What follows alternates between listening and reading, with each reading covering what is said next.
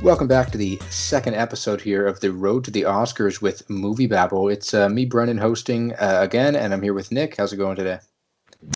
So many awards, so little time. How's it going, Brennan? It's going great. So last week, just to recap, we touched on the Golden Globe nominations, a little bit of controversy there with Jared Leto and music doing well. We saw Promising Young Woman do a lot better than expected, and we talked about how the Globes are just overall kind of weird. And then the SAG nominations came out as well. A few themes seemed to stay back to back, which is Jared Leto getting into both of those award shows, which is pretty crazy. But I did give my theory as to why I think that won't happen at the Oscars, but who knows? But this week we have some interesting stuff. So we got the Critics' Choice nominations that got released. I'm always very excited to see those. And then also the Oscars unveiled their shortlists for a few of those technical categories and some other categories as well. And we'll definitely get into that because there's some interesting stuff to talk about. Firstly, did you catch up with any of these movies over the last week that we were talking about that could be players? I've seen The Little Things, and it's fine. That's my take. That's all I have to say about The Little Things. No, it is perfectly fine, but I think it's hilarious watching that movie and seeing the love for Jared Leto, because I can't tell if he is doing a parody of a serial killer in one of these movies, but it's kind of hilarious what he's doing in this movie. Mm-hmm. There's one scene where they've detained him and they're showing him pictures of dead girls that he supposedly killed. And he looks at one picture and he says, "Holy guacamole." And it was one of the funniest things I've ever seen. It's so funny. And he's wearing this fake nose the whole time I couldn't stop staring at. And it looks like he put contacts in to make his eyes darker.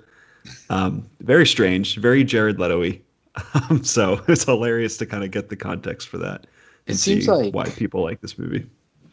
Yeah, so I've been kind of reading a little and I haven't seen it yet, but it's great that you have so you can give some insight. But it seems like one of those types of performances that they do a lot of weird things, and that's why it attracts award shows.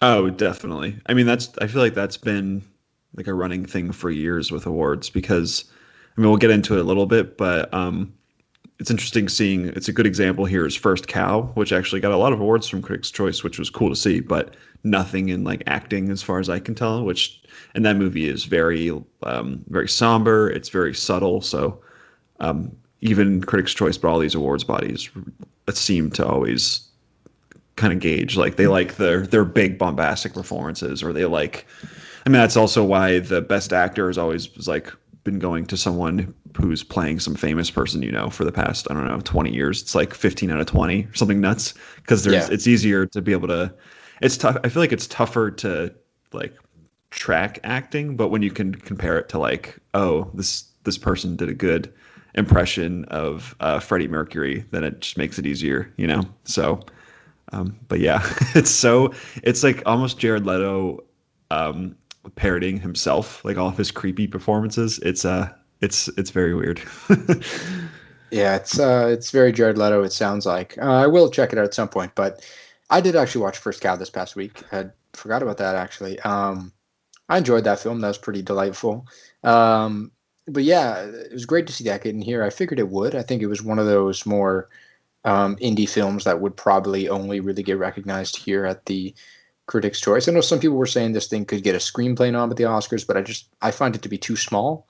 The two indie movies that seem to be the ones that a lot of people are trying to root for this year that are just kind of really small and haven't broken through are First Cow and Never Rarely, Sometimes Always. I think if any of the two break into the screenplay at the Oscars, it's probably Never Rarely, Sometimes Always. I don't know if you've seen that at all. I thought that was quite a good movie.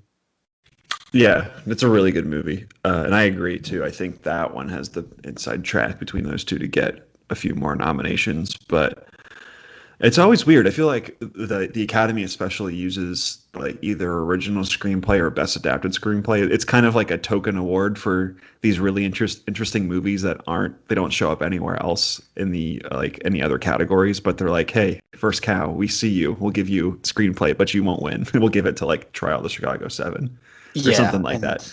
That's always the case.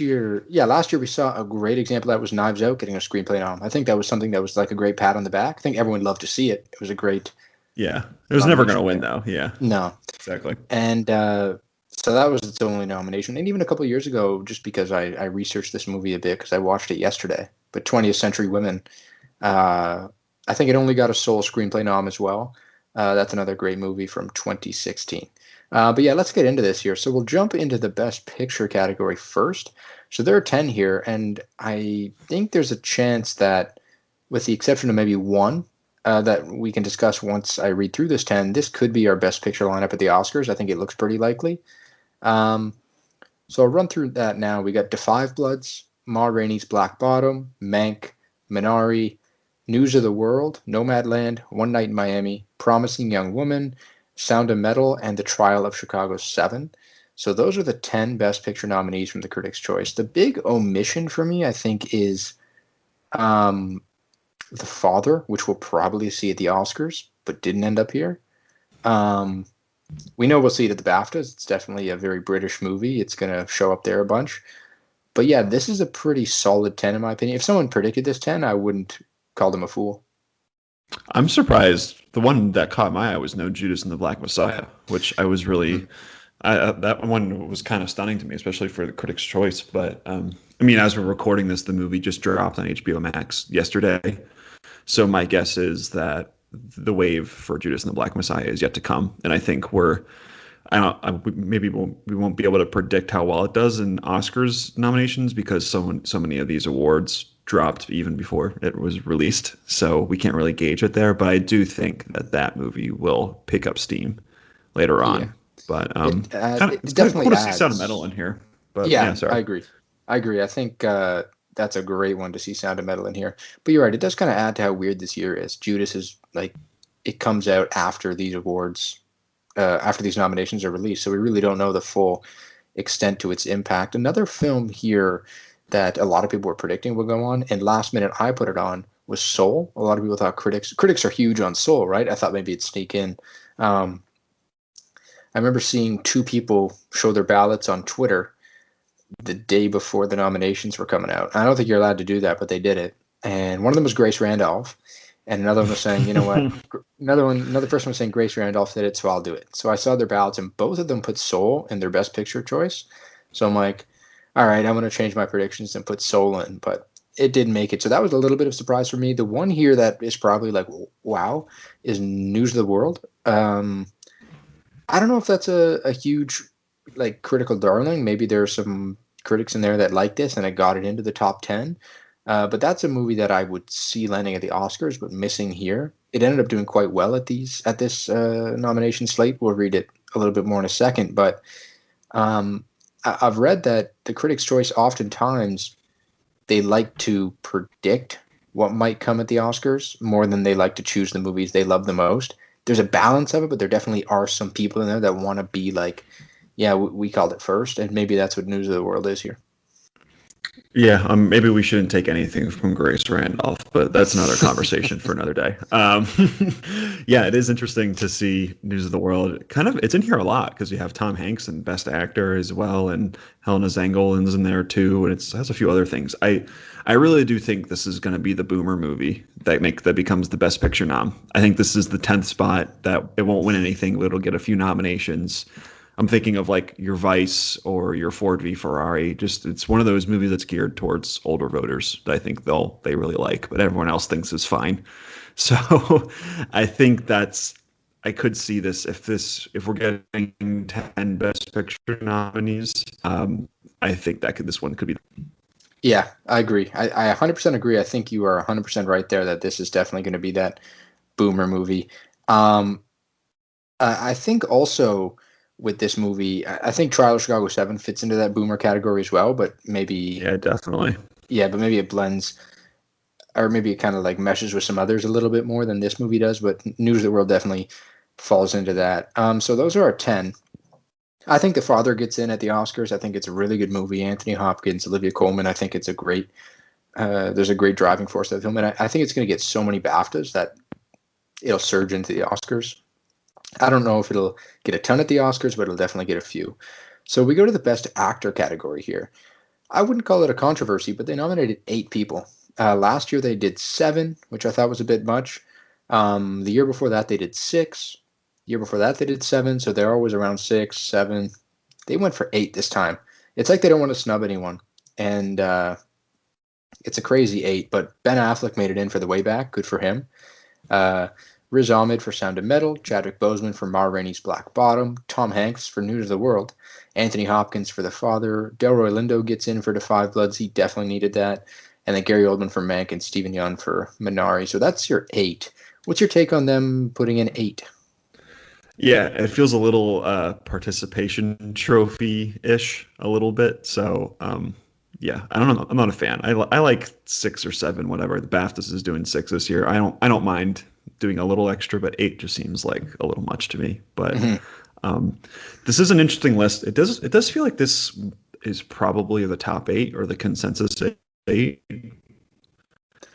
We've kind of been seeing, not Tom Hanks necessarily, but it seems like all of these have been running, like all these guys have been running in no particular order as the top of the top here. So I think that just kind of solidifies them as the group, and then basically no one else has a shot, pretty much, is my guess. But yeah, a lot of familiar names here. I'm happy to see Delroy Lindo in here. I still think if he doesn't get nominated and doesn't win, I don't really know what we're doing with the Oscars this year. That's just me. But or Stephen Yeun. I ride for Minari hard. But yeah, this seems like this is the list of guys that we will be talking about for the next few months or so. And the other one I'd throw in is to hear Raheem there. He got into Globes. He'd probably be the other one you could throw in on here. But yeah, this is definitely it. And I think, as we spoke about last week, there seems to be a core 4. There seems to be Riz Ahmed, Chadwick Boseman, Anthony Hopkins, and Gary Oldman. I wonder if Gary Oldman holds on and goes all the way. I do wonder about that, but that battle for the 5th slot is going to be interesting. And I do think Minari got 10 nominations here at the Critics' Choice. It did great at SAG. It's not even out yet. I think when it does come out, you might see a huge outpouring for this movie. I think it drops this weekend, right? Or I guess it was the same with Judas Black Messiah, so it might be out already. It's got a theaters release this weekend and then on demand on the 26th. Yeah, so. Okay. Yeah. So, but yeah, we have been seeing more and more Minari love. And also, yeah, as you said, no one has really seen this outside of voting bodies. So my guess is that Stephen Yeun might be a lock, maybe, possibly. I hope so, because he's amazing in it in Minari. But I think we're going this way. I think people really, really love that movie. And I think we're going to see it all over the place in other acting and basically every other category that it can be nominated in. Yeah, I mean, you can kind of start to see the balls rolling. I mean, it didn't do too much at the Golden Globes, but they seemed to kind of corner it off in the foreign language film category. Then at the SAGs, getting an actor nom, a supporting actress nom, ensemble nom as well. That was a great look for them at the SAGs. And then here, the second most nominations. So that's our 8 for the actor. Best actress, I think. A lot of it is more the same. It's kind of our same core 4 in here as we spoke about last week. Viola Davis, Vanessa Kirby, Frances McDormand, Carey Mulligan, they're in. But that battle for that fifth spot at the Oscars is going to be very interesting. So the other 3 they nominated, because they did 7.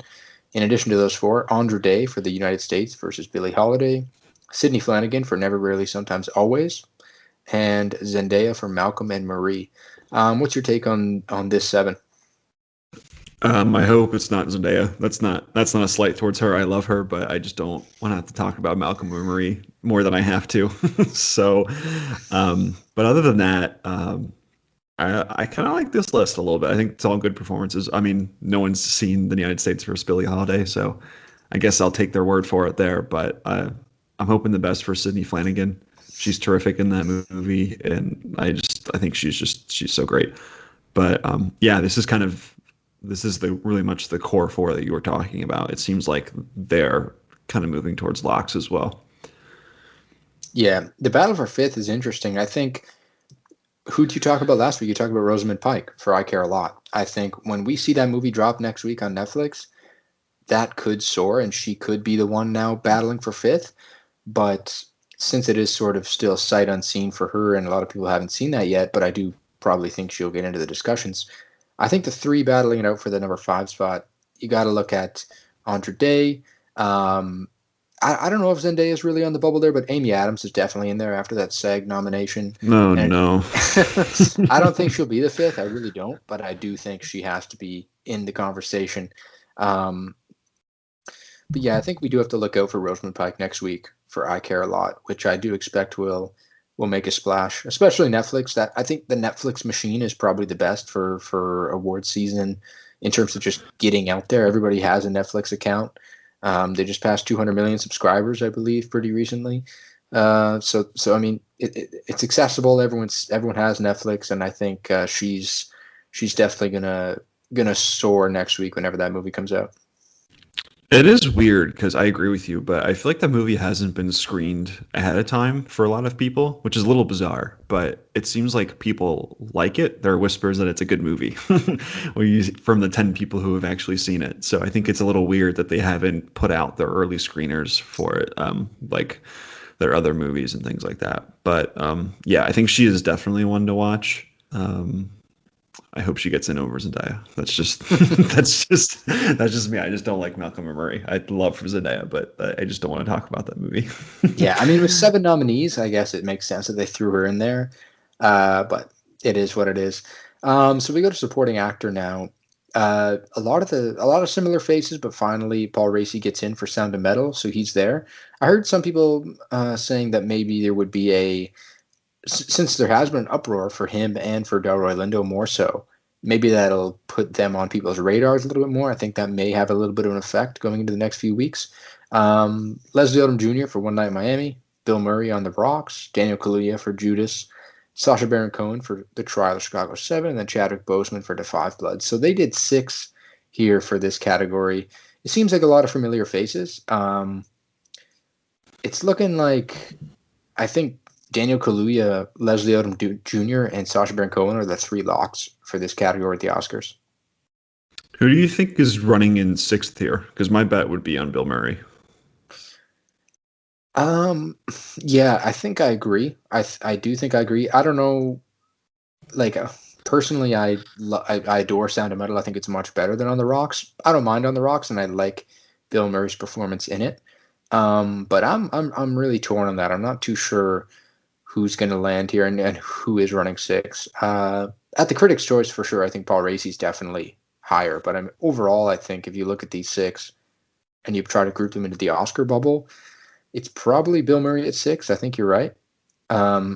Amazon is a big studio. They can push Sound of Metal. I think a lot of people will be able to see Sound of Metal as it is on Amazon Prime. But yeah, I think you're right. Bill Murray's probably running 6.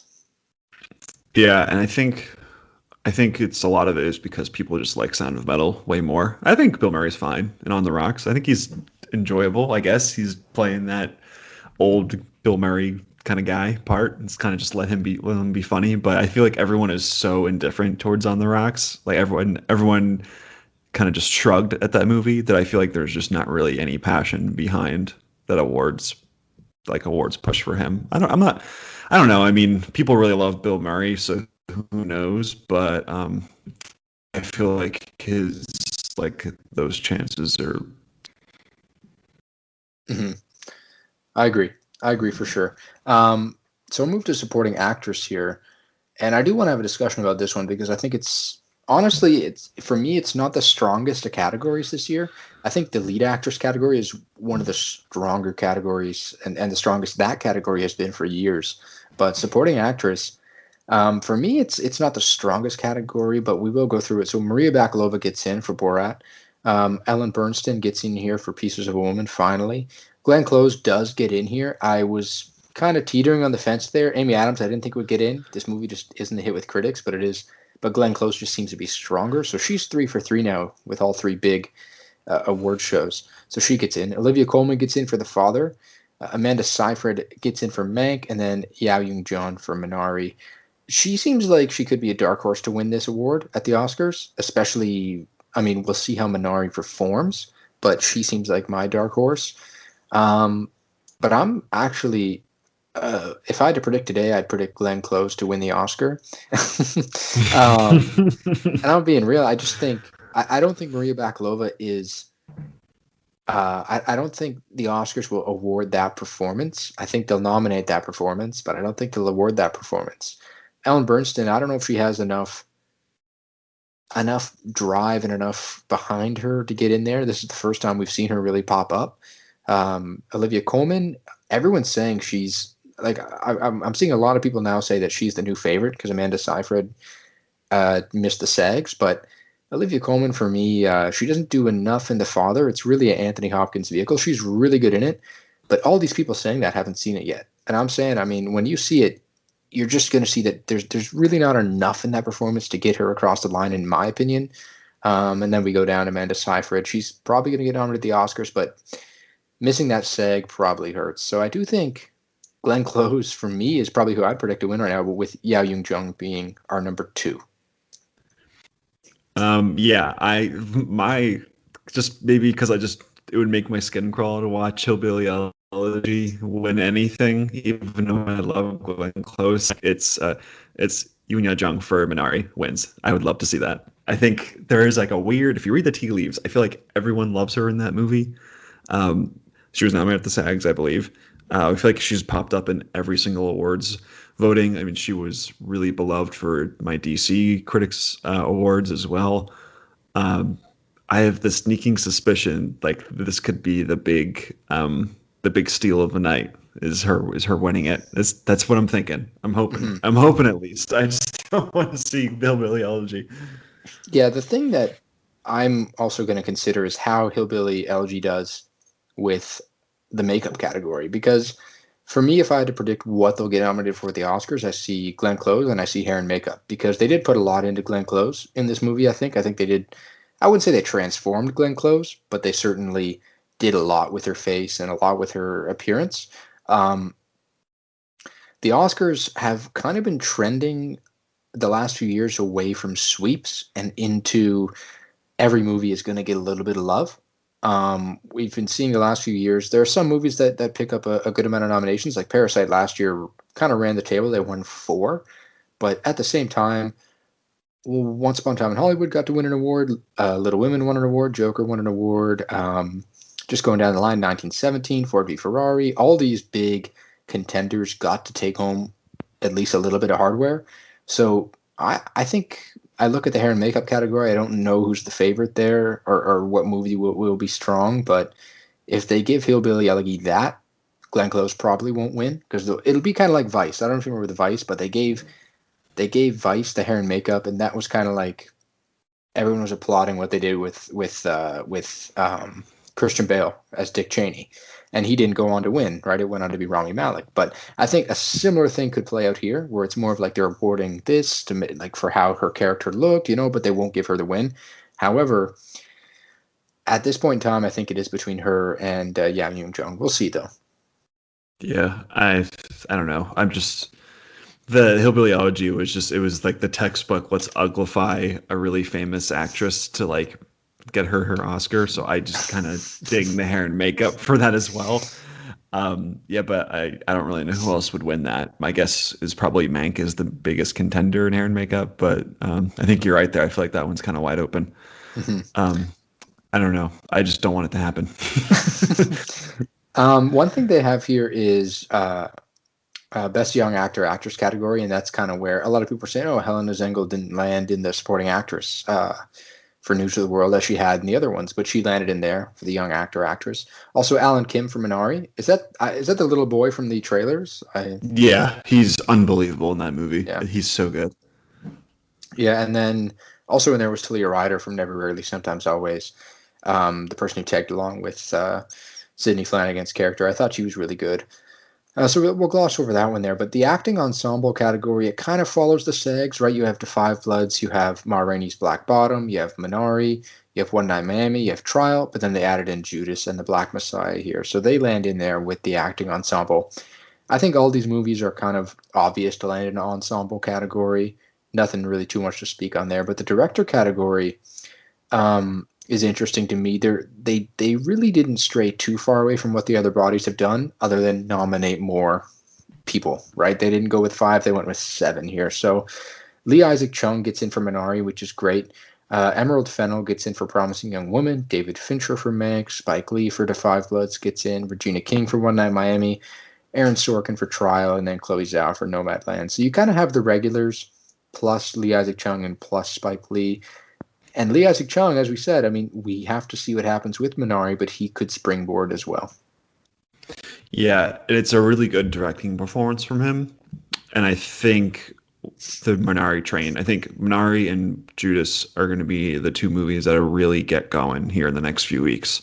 So we could see even like more awards with like the DJs and all the things that come up later on. But yeah, I think my gut is, and I'm really turning into a Minari homer over these Road to Oscars podcasts, but my bet is that Lee Isaac Chung slips in there, is my guess.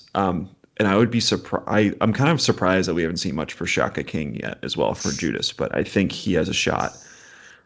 Because I feel like Spike Lee is, while I would love to see that Oscar nomination for him, I feel like he hasn't been getting a crazy amount of love. I mean, we had the whole Golden Globes fiasco where his kids were like part of the awards ceremony and they just didn't vote for him. But I feel like he's going to slip away a little bit.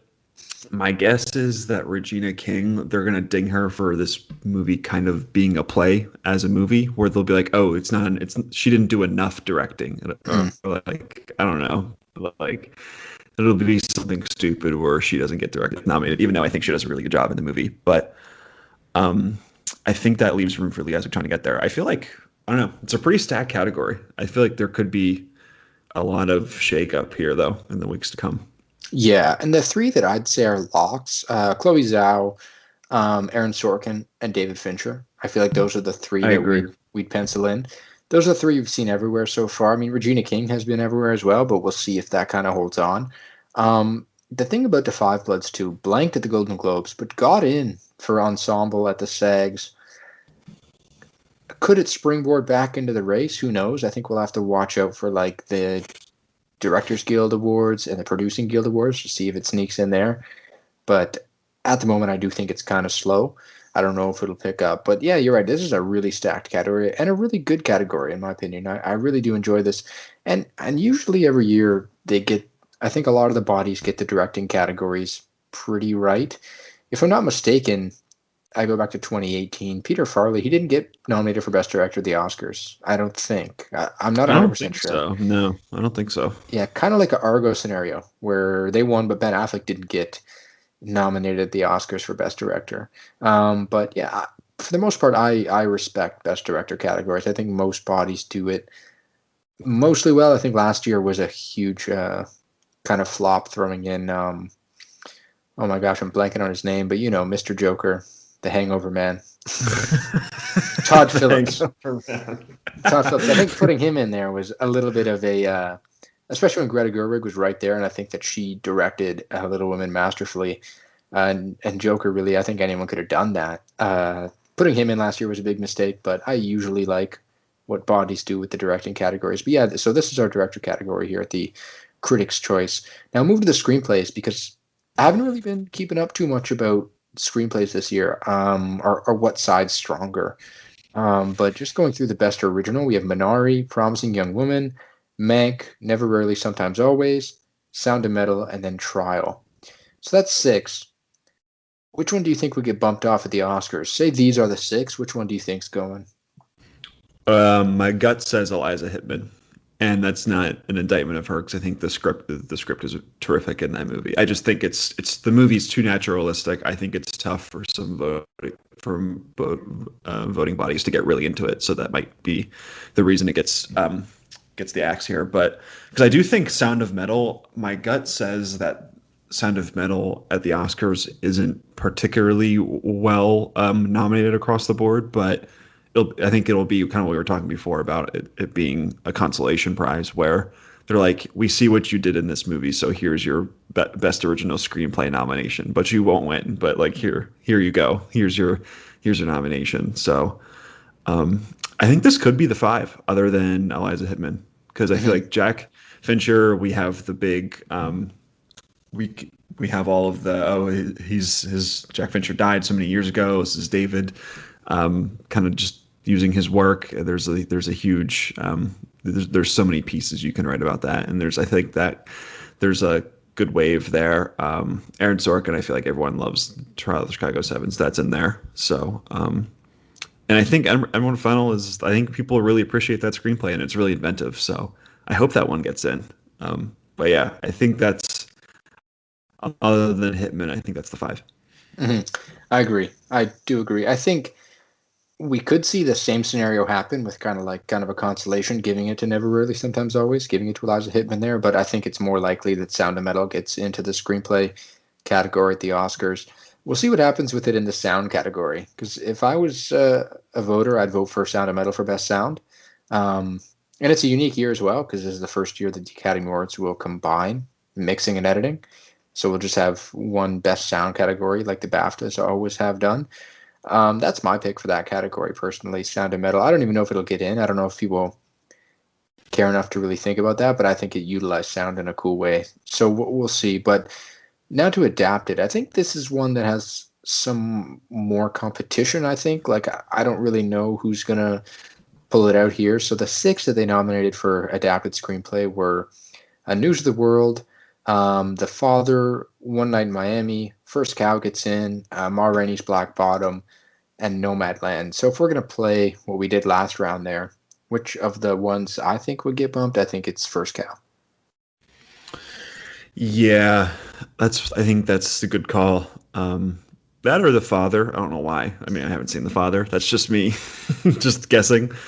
I'm interested to see what happens with Judas and the Black Messiah as well, because I don't know if that's going to be Best Adapted or Original, like if they based it off of anything or they're just taking it as a historical event. So I don't know if it's original or adapted. But so I'm interested to see. My gut says that would be adapted, so I wonder if that would factor in here at all. But yeah, I think First Cow might be the one that would be gone here, unfortunately. Mm-hmm. Yeah, and for me, the winner, if I had to pick who I think will win on Oscar night out of these, I think One Night in Miami. I don't know why, but I just have a feeling it's a dialogue-driven movie, right? It's just all really talking, very philosophical. I think that's the one that wins on Oscar night. With Nomadland, I'm actually kind of surprised that it keeps getting in everywhere for screenplay. I think it does have a nice screenplay, but I felt it would kind of, as you said with our last category there with Never Rarely, Sometimes Always, I thought it was a little too naturalistic as well to get in and be kind of a front runner for the screenplay category. But we'll see what happens. If that movie is kind of embraced massively, it could win. But for me, I think One Night in Miami is the front runner for adapted screenplay. Yeah, the Nomadland screenplay. It's very subtle, which kind of we said before. It normally doesn't fly very well with awards body. But it is cool to see it. I think that gives my heart a little bit of joy there. But yeah, I think it's Ken Powers for One Night in Miami. I think you're so right, because it's very dialogue heavy. It's about a lot of different ideas, and I think it kind of dives into all of those very, very well. So I think you're right there. Mm-hmm. So yeah, we'll move down now to some of the technical categories. We can breeze over these a little bit. Cinematography, First Cow, Mank, Minari, Nomadland, Da 5 Bloods, Tenet, and News of the World. I was so happy to see Da 5 Bloods here. I think that, I don't know if you remember, it's been a while since we watched the film, but it always changes. Like the cameras always change throughout the film, just to kind of, I think there's 4 different cameras used throughout the film. You have the IMAX even for some of the scenes. It goes back to the older camera for some of that throwback footage to the 60s and 70s with the Vietnam War. I love that choice. I think it was so unique in Da 5 Bloods, so I'm happy it landed here. But I'm thinking Nomadland is probably the Oscar winner. Yeah, I think so. Maybe Outside Shot for Mank. Mm-hmm. I'm not sure. I still think Mank, the destiny for that one is The Irishman, where it gets like 12 nominations and wins maybe one of them somewhere. But I think that's number 2. And I think people were too confused by Tenet to actually give it an award, is my guess. But yeah, I think you're right. It's Nomadland here. Yeah, definitely. And Minari's probably beautiful as well. From the trailer, it looks like a very gorgeous film. But It's great. I just don't think it's going to win. Yeah, yeah. it So we'll looks go to beautiful. production design now. The personal history of David Copperfield gets in. News of the World, Tenet, Mank, Emma, and Ma Rainey's Black Bottom. I was pretty surprised to see Tenet get in here. I don't think that the production design is that unique. I wasn't surprised for it to get in for cinematography. You have a very good cinematographer there, but for production design, it kind of shocked me. Well, I guess they do utilize a couple cool places for some of their from some of their big set pieces, so I could see it. But yeah, it is kind of surprising to see it. But I like Emma, seeing Emma there because that movie just looks really great. I'm really happy to see that one there. But I wonder who's the lead here. Is it Mank? I think Mank's the Oscar winner. I do. I think that just what they were able to recreate with that film, and I heard a lot of it's VFX, and that's why it's doing so well with VFX, because apparently a lot of its sets are green screen and special effects and visual effects. But I do think voters, when they watch the film, won't quite notice that fully unless it's really shoved in their face by Netflix and by the campaigners. But I think Mank's probably the front runner with production design. I don't really know if there's any other film that could kind of take it down. I think if it does only end up with one win, I bet it's production design. Yeah, that's my guess. I think this is the one time it wins. Sorry, Fincher. Yeah. So now with editing, Trial of Chicago 7, Mank, Tenet, The Father, Sound of Metal, and Nomadland.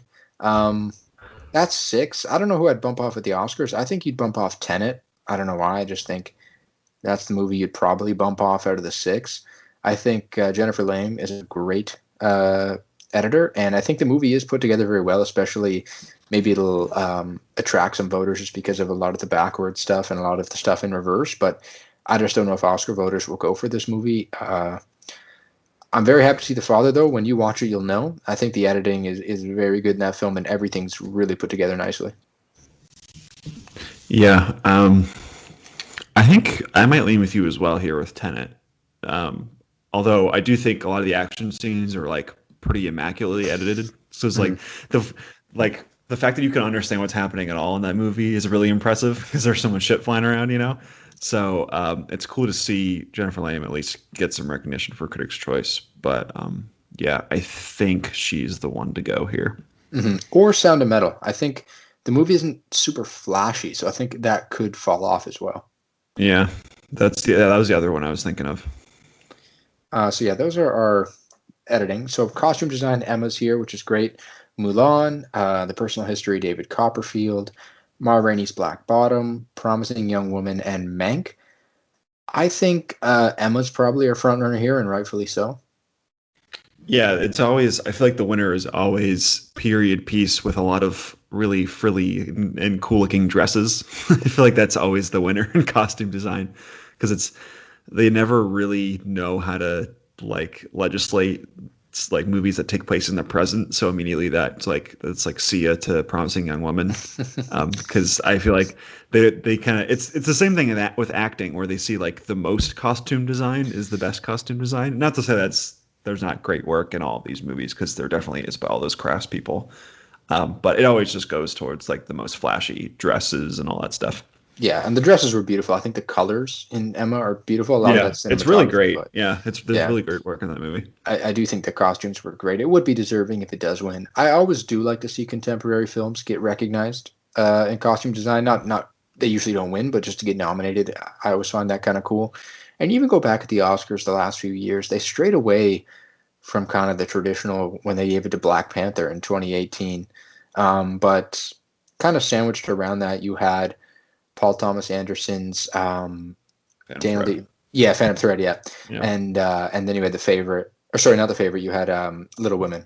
So that was kind of what we had the last few years with Black Panther. So I expect Emma to win this thing. I think if somehow Mank kind of soars again and starts winning a ton of things, it could win here. But it's probably Emma. Yeah, I see Mank as the number 2 in a lot of different stuff.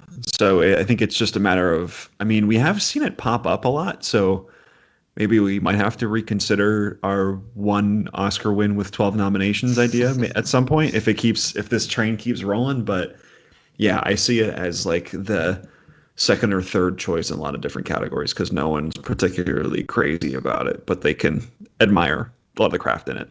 Yeah, and Mank is one for sure, as you say. I think thinking about Mank, we see it get all these nominations, so we should be like, oh yeah, this thing's gonna do great. But it just has that vibe. I don't know, it just has that vibe that it's just not gonna pick up a lot of wins. But we'll wait till the first award show. I think the Globes are in 2 weeks. Oh God, they're in 2 weeks. I don't like this. If Mank starts rolling there, we'll keep our eyes on it, and maybe we'll change our thoughts here. But hair and makeup, we got Emma, Hillbilly Elegy, we got Ma Rainey's Black Bottom, Mank, Promising Young Woman, and United States versus Billie Holiday. This is another one that Mank could potentially win. Yeah, like you said, I think it might be Hillbilly Elegy, which is unfortunate. But I'm hoping for Emma. That'd be lovely. I would love to see more things go to Emma. But yeah, I don't know. Which one would you get rid of here? Do you see the 5 nominations in this one? Yeah, I think I'd probably, if I haven't seen Promising Young Woman, so I just don't know. I just don't know where I'd go there. I think with United States versus Billie Holiday, it's similar to Hillbilly because the main character wore or put something in her mouth or something for a lot of the film.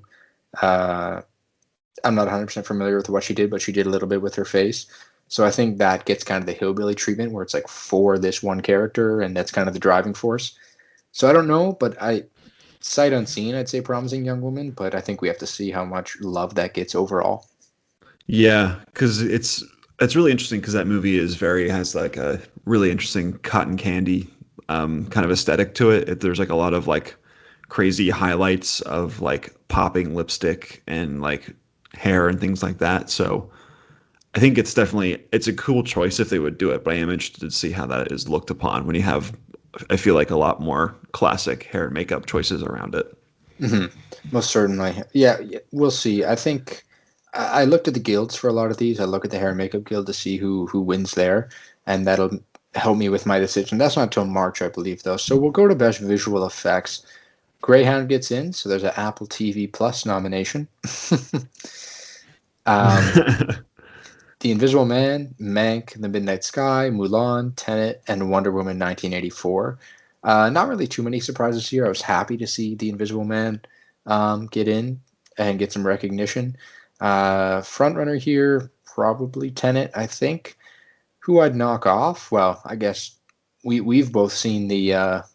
we'll talk about this after. We've both seen the shortlist, so we knock off Invisible Man and Greyhound and Wonder Woman, I believe. I think all 3 of those didn't make the shortlist. So yeah, it's kind of this one's kind of a messy category. Yeah, it's a little weird.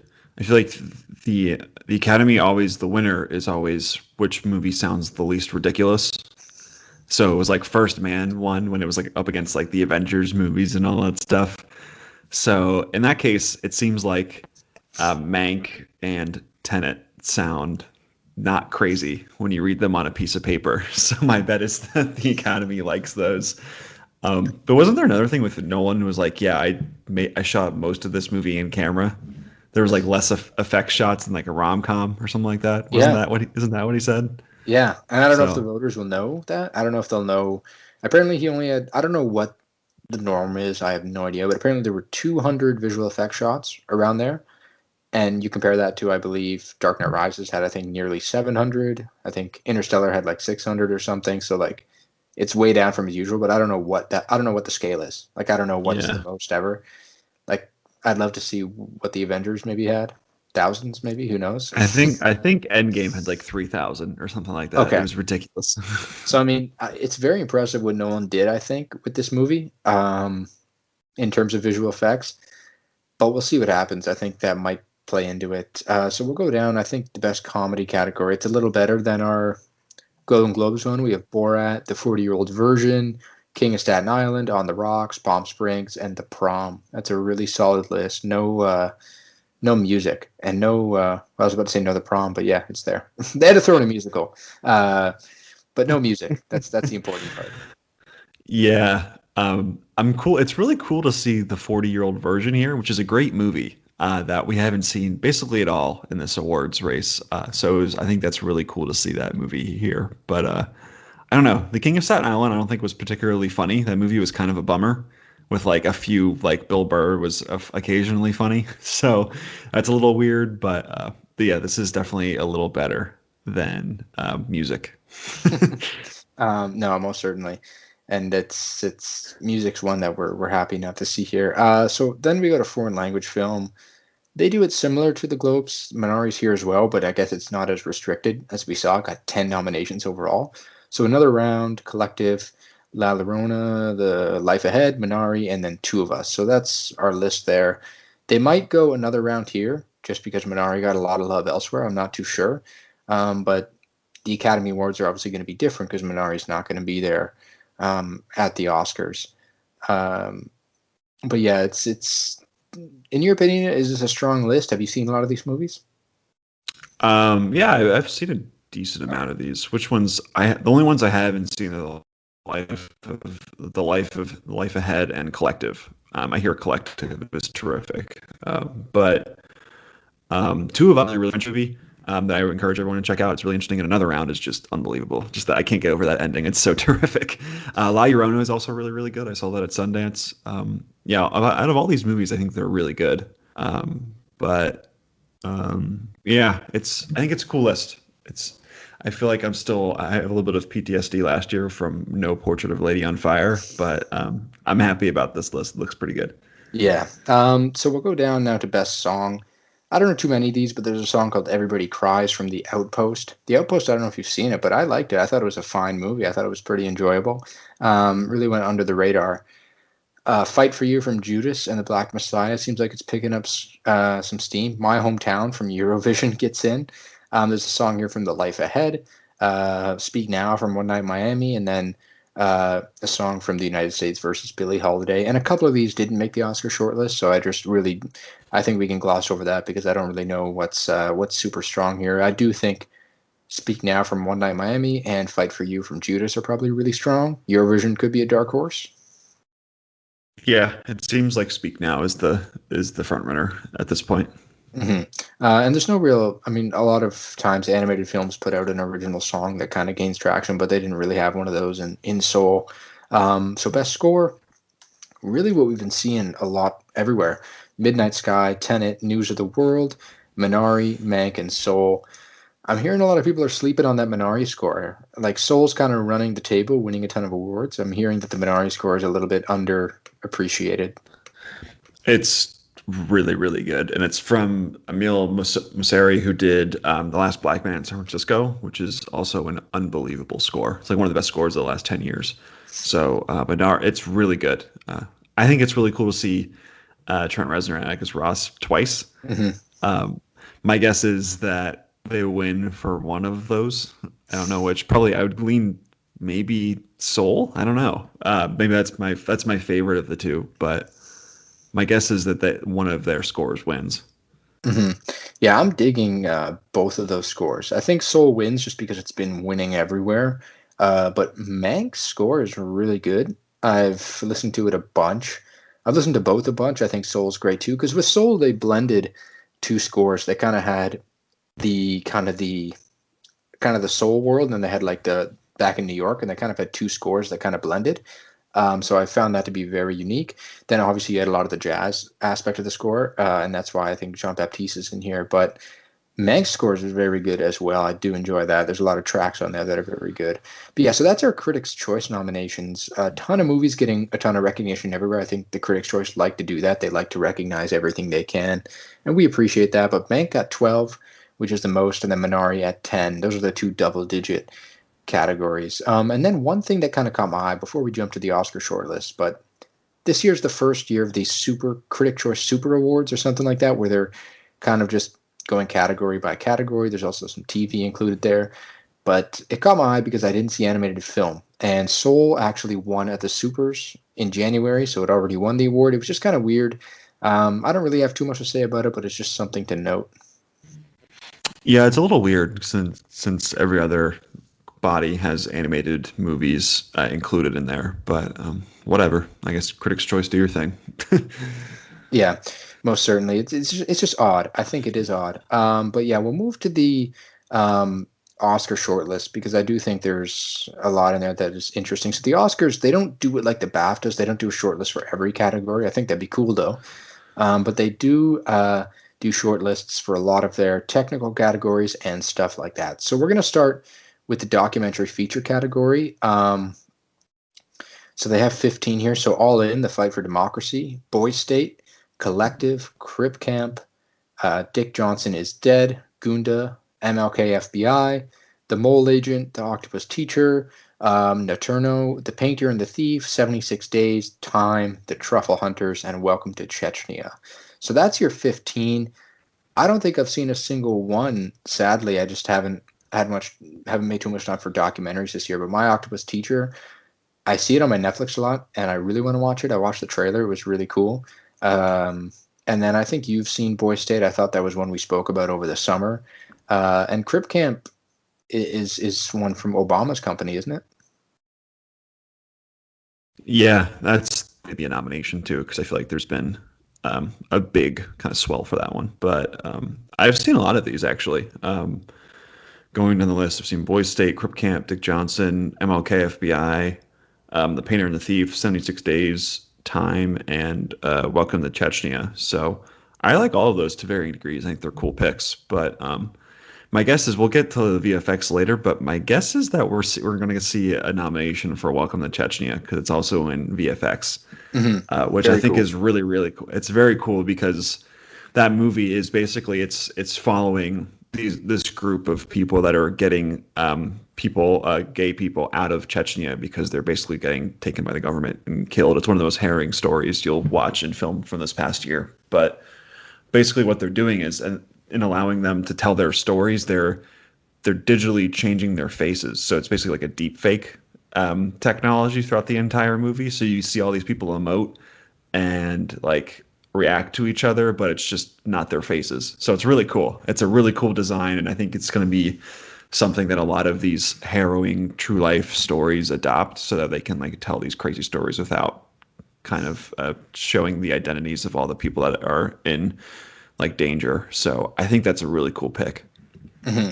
Yeah, and I think you're right. The fact that it also got into the visual effects shortlist and it's here, that might be enough to elevate it into here. So I predict that'll get in. I don't know too much about these. So, I mean, you've probably seen more than me. So I'd like for you to say your 5 that you think are going to squeeze in here. Definitely Boy State. Crip Camp is another one. I think that's getting a lot of love. And then Welcome to Chechnya, because for the reasons we discussed, that's 3. I think MLK FBI, it will get in there too, because that's a really interesting story, and I think that movie's been getting a lot of love other places. So that's 4. I don't know if people. I feel like Dick Johnson is Dead might be a little weird for a few people. I'm gonna get the last one, The Time, because I think that's a big one through Amazon Studios. It's also been getting quite a bit of love, and that's also it was one of my favorite movies of the year. That movie's really terrific. So I think that's the 5th one. Yeah, and one thing that I always try to look for is what is going to be this year's Won't You Be My Neighbor? Because I think that 2 or 3 years ago was like probably the most talked about documentary all year. Won a lot elsewhere. Didn't make the Oscar nominations. Same with Apollo 11. If I remember correctly, that didn't get in either last year to the Oscar nominations. I may be completely wrong on this, but I really don't think it got in. And that was a movie that was like probably the most popular documentary of last year. American Factory was very popular as well, but I think Apollo 11 was probably the most like it just seemed like the most talked about, and it won at a lot of other places. So I mean, I look at this year, I think Dick Johnson is Dead is probably our most popular documentary. I feel like it's the most talked about. Maybe it's the one that just doesn't get in this year. As you said, it's a little weird. Yeah, I think it's great, and maybe saying it's weird is a little flippant of me, but it's just it's a quirky movie, which I think it uses that to great effect because it's talking about life and death, and it's Kirsten Johnson who directed Camera Person, which is another great documentary. But it's basically her dad is dying. I think he has Alzheimer's, but he's slowly losing his memory. So it's trying to like capture a moment between both of them. And also she gets to fake kill him through stunt killings, which is really, really funny. They have like a Hollywood stunts team. They just kill him over and over again. So I think it's eccentric. I don't know if that flies with certain people. So I think you're right. I think that's the big one that gets left out. Mm-hmm. Yeah, it would make sense. So we'll move away from that category there. And I'm just going to skip over documentary short subject there because I don't know if you've seen any of these. I haven't. International feature film, I think that there's a little bit to talk about here. So I'll go through them here. We have one from Bosnia. There's a film called The Mole Agent from Chile. The Charlatan from Czech Republic. Another Round from Denmark. Two of Us from France. La Llorona from Guatemala. I thought that was a Mexican film, but it's from Guatemala. Better Days from Hong Kong. Sun Children from Iran. Night of the Kings from Ivory Coast. I'm No Longer Here from Mexico. Hope from Norway. Collective from Romania. Dear Comrades from Russia. A Son from Taiwan. And then from Tunisia, The Man Who Sold His Skin. How many of these have you seen? And could you make any guesses on the 5 here? Yeah, now that I'm thinking about it, we have Collective showing up here, so I'm wondering if that pops in as well. I'm rethinking all of my documentary picks, but I have not seen Collective, but I really want to. I've seen Another Round, Two of Us, La Llorona, Night of the Kings. I think that's it. Yeah, that's it. I think all of those have a good show. I think Another Round, is the front runner here, as we discussed earlier. I think Two of Us is another lock. La Llorona has been popping up everywhere else too, so my guess is that gets in. I'm not sure about Night of the Kings, which I think is a really interesting movie, and it's through Neon, so I think there could be traction to get that one some love, but I'm not sure there. So my guesses are probably Another Round, Two of Us, La Llorona, and then I think Collective gets in there as well. And then Dear Comrades is one I've had my eye on for a little bit because that's also produced through Neon, and that seems like that's getting a lot of critics' love, and that just released, I think, a week or so ago. So that's my guess. I think those are your 5. And now I'm thinking that I need to go back and put Collective and documentary, but it's fine. That won't bother me for the rest of this podcast. So yeah, those are international feature films. And make sure to never sleep on Collective. But so we'll go to the makeup and hairstyling here. And I think the first one on the list, Birds of Prey, is an interesting one. I mean, Suicide Squad won this award 4 years ago. So how could you not nominate a movie that is better? I mean, maybe there's more hair and makeup done in Suicide Squad, but Birds of Prey is a better movie. So I'm glad that it made the short list.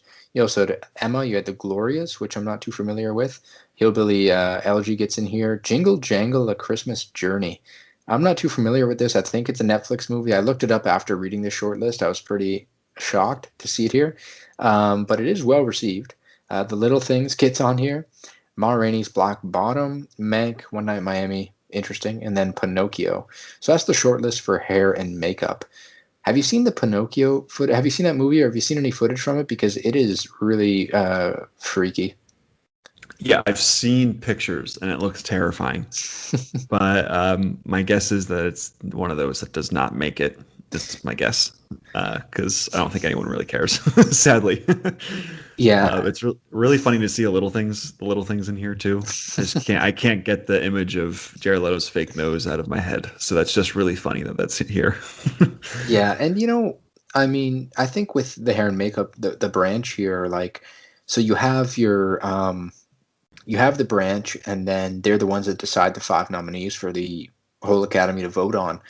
And I think they view, it says here, they view 7 minutes of the film. I think that the studio or the campaigners, they pick the 7 minutes that they're going to show to the branch. They get to watch it. They get to make their decisions. So I could see Pinocchio sneaking in just based off wow, that's kind of crazy that they did that. I don't think it'll win, but I could see it sneaking in just based off the photos I saw, and just maybe if it wows that branch with its 7-minute presentation. Weirdly enough, with Birds of Prey here, that movie could actually sneak into 2 categories and actually become multiple Oscar-nominated Birds of Prey. We'll see. But I think, as we spoke about with the Critics' Choice, Emma's up there in this category. Hillbilly's up there. Mank's up there. But yeah, anything but the little things. Yeah, please no. God, no. So we'll move to musical score.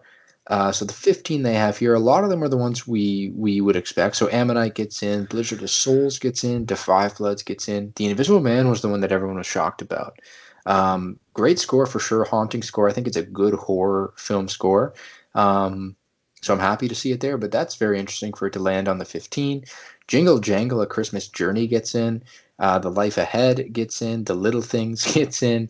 Mank gets in. Midnight Sky, Minari, Mulan, News of the World, Soul, Tenet, and Trials. So, I mean, I think out of this we can continue to kind of run with our 5 that we have been seeing kind of everywhere with Tenet, Soul, Mank, and then you have Minari, Midnight Sky, and probably I think that's mostly it there. News of the World is the other one that's kind of competing there, but that's kind of what we're looking at for score. Yeah, I agree. I will say, Little Things, the score. It's not the worst. Oh, that's good. I don't hate this pick. It's not the worst thing in the world. So it has one thing going for it. It's a positive. Yeah. So I mean, there aren't really too many snubs so far. I think everything here is pretty much expected. I'm gonna go down now to the last one we'll touch on, which is the visual effects category, because I think that's probably our most interesting category here, just based off what they chose. So they went with 10 movies, and they show the VFX branch, and then they determine the nominees. So you have the 10 here, some very interesting ones. Birds of Prey gets in, and that's interesting because Wonder Woman 1984 did not. And Warner Bros. Was really pushing that over Birds of Prey with their FYC campaign. I saw a lot of people trolling Warner Bros. On Twitter. It's like Birds of Prey is like, you forgot about us. We're back. You can't get us out of your mind. So it gets on to 2 shortlists, and I think there's a real good shot for Birds of Prey to get into both of hair and makeup and visual effects. So Birds of Prey's there. Bloodshot gets in. Oh God. Love and Monsters, which I'm not familiar with. Mank gets in. The Midnight Sky gets in. Mulan gets in. The One and Only Ivan gets in, which is that Disney Plus talking animal movie with a bunch of famous actors. Soul gets in. Tenet gets in. And then, as we said, Welcome to Chechnya gets in. Oh yeah, Soul. That's another interesting one. I think back in the day before they really started not nominating animated movies across the board, nowadays they don't really do that too much. Back in the day, a lot of animated movies did get visual effects nominations. I think WALL-E got a VFX nom, and I think a few others did as well. Pixar movies kind of in the early 2000s, but it's cool to see Soul in here, and I could, in a year like 2020, see Soul land in the 5. Yeah, all the usual contenders, you'd see all your Marvel movies and whatnot. They're just not here this year, obviously, because they just didn't come out.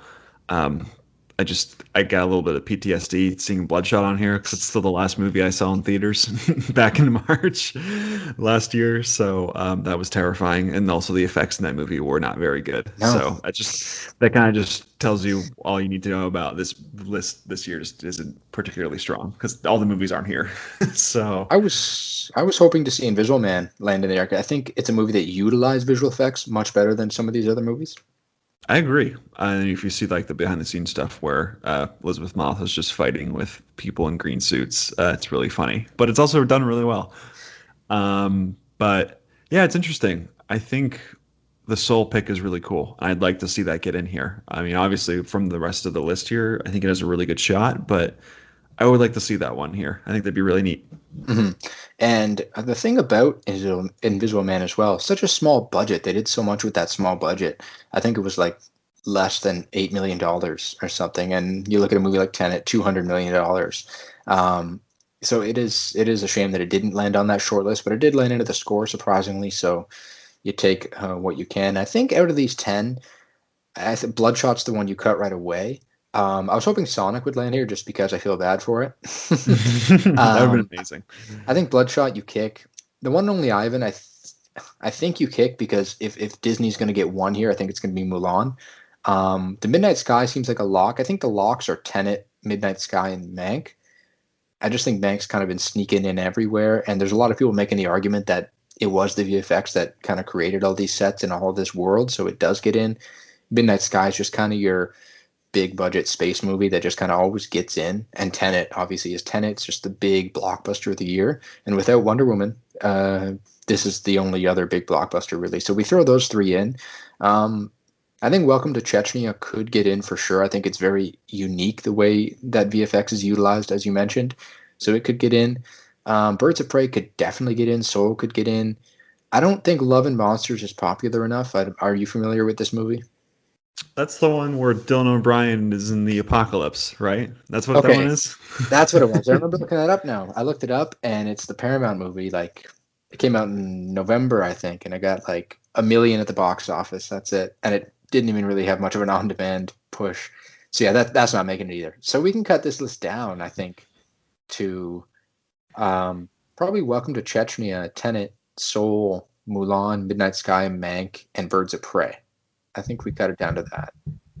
Yeah, I'm wondering. I would love to see Welcome to Chechnya in here, but I'm wondering if that's still not going to happen. I'm really hoping for it. That'd be really cool. Mm-hmm. But my gut says it's Tenet, Soul, Mulan, Midnight Sky, Mank. Mm-hmm. That's my guess. That's my guess of the 5. That's a solid 5. I think for me, I don't see Soul getting in personally. I think it's just been too long since an animated movie got in. But if they go for that movie big time across the board, I think it will. I think we'll just have to wait to see how it does across the board. But I think that's a really, really good pick to make. I got Tenet, Mank, Midnight Sky. I'm going to throw in Mulan just because I feel like those big blockbusters get in from Disney. And then I'll put Welcome to Chechnya. I think if they do a good presentation. Do it. I love it. I think if they do a good presentation for the VFX branch, I think if they really exemplify, that we utilize VFX in a way that was very unique, I think it does get in. And I mean, I could see Birds of Prey getting in as well, say over Mulan for kind of your more blockbustery choice. Who knows? But I think this was a very interesting shortlist. Yeah, and if you take anything away from this podcast, just go watch Welcome to Chechnya. It's a really good movie, and it's on HBO Max, I believe. But God, I hope that gets in there. But yeah, this is a weird one. I think out of all of the COVID impacts on the awards race, I feel like the visual effects category is the one that's most changed by it. 100%. I mean, if last year kind of played out as it would, you'd probably see Black Widow compete. I think Eternals might be your front runner ish. I think it'd be the blockbuster front runner. And then Wonder Woman kind of flop there because it didn't get into the shortlist, but it still came out. But yeah, I don't know what else. I think maybe Jungle Cruise maybe could be in the conversation to get nominated just because it's a big Disney production. But yeah, a lot of those big movies just moving. Maybe even Kong v Godzilla. The last Godzilla didn't get in, but Kong did, and the first Godzilla got in. So I mean, that's one that they could consider. But you're right. The visual effects category definitely took the hit the most. And I think it is, in a way, it's bittersweet. But I like seeing some of these movies that wouldn't usually land in there, Welcome to Chechnya and Soul, get into the shortlist. I think it's cool. And I think it's just in general, what you mentioned at the top of this, I really want to see these shortlists in all the categories. I just think that's neat. And especially in a year like this, it gives everyone the opportunity to actually watch a lot of these movies. Because I feel like the whole thing with the Academy for the past few years has just been hey, no one's watching our awards ceremony, and we're a little nervous about that, and for the future of the Academy and how much money we can make. I think one of the best ways to do that would just be to be hey, here's all the movies we're considering, so people can actually go out and check them out. Great idea. So I think it's just cool to look at all this stuff. I don't know about you. Yeah, and I mean they do it for a lot of these below the line categories, but the BAFTA does it for every single category. I think the Academy should adopt that and should release shortlists, or as the BAFTAs call it, long lists. But they should definitely do that. I think you're right. I think it would bring in kind of a newfound energy. I think it would allow me to kind of show people, this is what's in the race. Let's watch it. Let's kind of pick a team. Let's kind of see what they have to offer and see what we can tune in for and kind of root for. It would also make nominations day probably a little bit more hyped up as well. You're right. I think that's a great idea. So that's pretty much it for this episode of the Road to the Oscars from MovieBabble. So what's next? We're not going to be back for a while. So we're not going to be back until the Globes. because there isn't really much going on for the next few weeks awards-wise. So the next time we speak to each other will be Golden Globe Awards reactions. So I can't wait for that. I'm not looking forward to it. It'll be interesting. I don't know. I like brace for impact for sure, because it's a weird year and it could get weirder with the Globes. But I mean, that's that. So we will be back in about 2 weeks. Thanks again, Nick, for coming on. It's always a pleasure to host. And we'll be back with more things, obviously awards. Check out all our content on MovieBabble.com.